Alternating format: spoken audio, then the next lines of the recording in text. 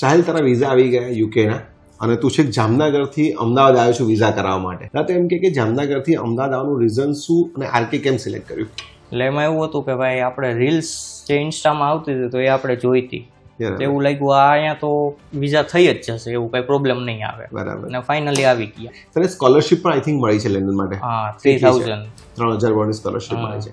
સો આ તારું જે સ્ટાર્ટિંગ થી જ્યારે અહીંયા આવ્યો જામનગરથી અને તું આરકેમાં જ્યારે કાઉન્સેલિંગ કર્યું તે જ્યારે રજીસ્ટ્રેશન કરાવ્યું તો એ દિવસ તારા મનમાં થોડો ડાઉટ તો હશે ને કે વિઝા આવશે કે નહીં આવે, અને એના પછીની જર્ની કેવી રહી એ કે પેલા? એટલે પહેલી વાર તો જ્યારે મળવા જ આવ્યો હતો તો ત્યારે વાત કરીને ખાલી ગયો હતો, ફોન ઉપર ઓનલાઈન બધું પ્રોસેસ કરી ચાલુ કરી સ્ટાર્ટ.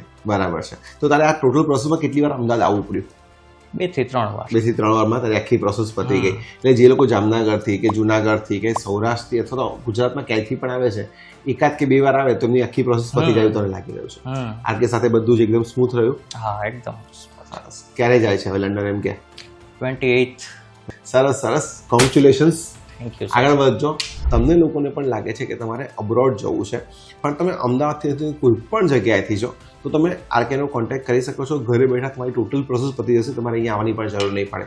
નીચે નંબર આપ્યો છે એ પર કોન્ટેક્ટ કરી શકો છો, કોમેન્ટ કરી શકો છો, ડીએમ કરી શકો છો. ફોલો કરતા રહેજો.